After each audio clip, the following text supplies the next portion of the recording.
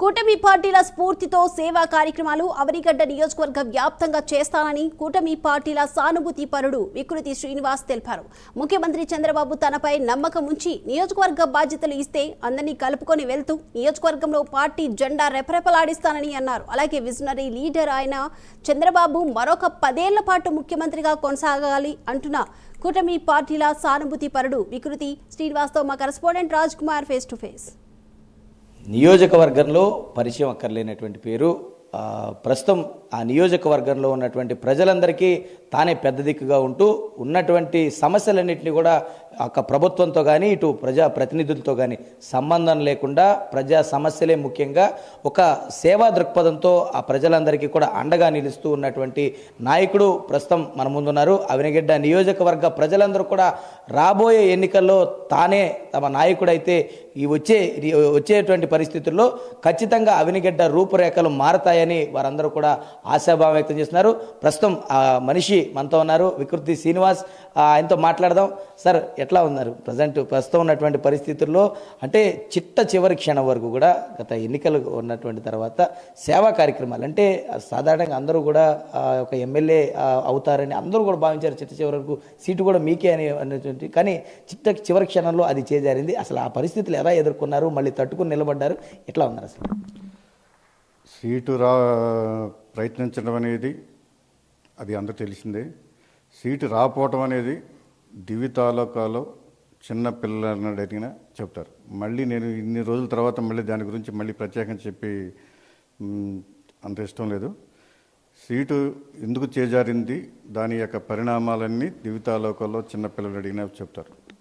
అంటే అలాంటి పరిస్థితులను తట్టుకుని నిజంగా చాలామంది రాజకీయ నాయకులు రాజకీయాలను వదిలేసేటువంటి పరిస్థితి ఉంది. కానీ ఈ నియోజకవర్గానికి ఏదో చేయాలి, ఖచ్చితంగా ప్రజల యొక్క యోగక్షేమాలు చూడాలి, వారి యొక్క బాగోగులు చూడాలని తలుపు తట్టిన ప్రతి ఒక్కరికి కూడా వికృతి శ్రీనివాస్ అందరికీ కూడా సాయం అందిస్తూ అంటున్నారు. అంటే ప్రజలకు మీ మీద ఉన్నటువంటి నమ్మకాన్ని ఎట్లా చూస్తారు? నేను ఇక్కడ పుట్టాను, ఈ ప్రాంతాల్లో పెరిగాను. మా ఫాదర్ కూడా ఈ ప్రాంతాల్లో ఎన్నో వర్కులు చేశారు. ఈ ప్రాంతాల్లో ప్రతి విలేజ్లోనూ నాకంటూ రిలేషన్ రూపంలో కానీ ఫ్రెండ్స్ రూపంలో కూడా చాలామంది ఉన్నారు. ఫస్ట్ నుంచి ఎంతో కష్టపడి మా ఫాదర్ నన్ను చదివించి ఒక స్టేజ్కి తీసుకొచ్చారు. దాంట్లో నేను అదే కంటిన్యూ చేస్తూ నాకంటూ ఒక వర్కులు చేసుకుని ఒక కంపెనీ ఒకటి ఎస్టాబ్లిష్ చేసి నాకంటూ ఒక పేరు ఎస్టాబ్లిష్ చేసుకుంటూ ముందుకెళ్ళాను.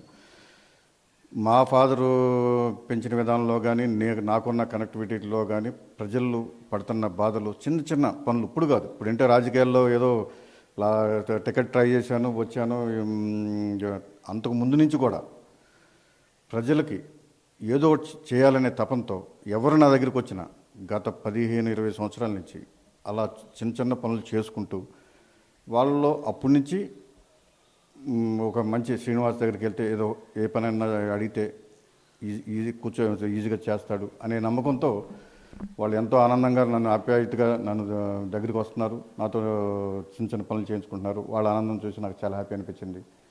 సో దాంట్లో ఇంకా మనం ఎందుకు ఇంకా మనకున్న సర్కిల్లో ప్రతి వాళ్ళకి ఎందుకు ఇంకెక్కువ పనులు చేస్తే ఇంకా మంచి పేరు సంపాదించుకోవచ్చు అనే ఉద్దేశంతో నాకున్న పరిచయాలతో వాళ్ళకి చిన్న చిన్న పనులు చేసుకుంటూ ముందుకెళ్తున్నాను. అంటే ఇక్కడ ఉన్నటువంటి సమస్యలు మీరు చాలా దగ్గరికి గమనించారు. రైతులు పడుతున్నటువంటి కష్టాలు తెలిసి వారికి ఆ సమస్యలు తీరుస్తూ ఉన్నారు, మంచినీటి సమస్యలు తీసుకుని వచ్చారన్న అంటే ఇట్లాంటి పరిస్థితులు సమస్యలు తీసుకుని అంటే ఒక ప్రభుత్వం చేయాల్సినటువంటి పనులు ఇవన్నీ కూడా స్థానిక శాసనసభ్యులు చేయాల్సినటువంటి పనులు ఇటువంటివి అంటే సొంత నిధులతో ఇంతవరకు కూడా చేస్తూ ఉన్నారు. ప్రజల నుంచి ఎట్లాంటి స్పందన గ్రహించారు? ప్రధానంగా ముఖ్యంగా మీరు అడిగిన పాయింట్ అది కరెక్టు. నాగలంక మండలంలో ఒక విలేజ్కి వెళ్ళాను. 5 విలేజ్లు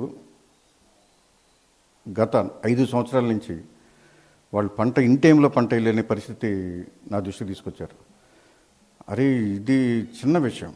ఎందుకంటే ఒక 5 గ్రామాలు వాళ్ళు కరెక్ట్గా పంట వేసే టైంలో కెనాల్స్ కట్టేస్తున్నారు, క్రాప్లు ఎండిపోతున్నాయి. అలా 5-6 సంవత్సరాల నుంచి ఇబ్బంది పడుతుంటే నా దృష్టి తీసుకొస్తాయి. ఇమ్మీడియట్గా 4 మిషన్లు పెట్టాను. 10 రోజుల్లో ఆ వర్క్ కంప్లీట్ చేశాను.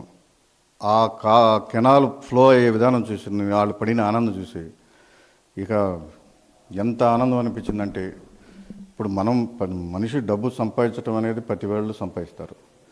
దాన్ని ఎంతో కొంత మనం సంపాదించిన దాంట్లో మనకంటూ మనం ఇలాంటి మంచి పనులు చేయడంతో దాంట్లో ఉన్న ఆనందం నాకు చాలా హ్యాపీ అనిపించింది.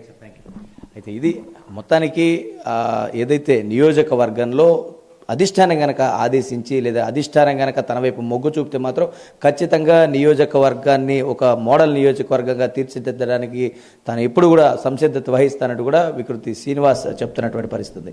కెమెరా పర్సన్ సురేంద్రతో రాజ్ కుమార్, ప్రైమ్9 న్యూస్, అవినిగడ్ నుంచి.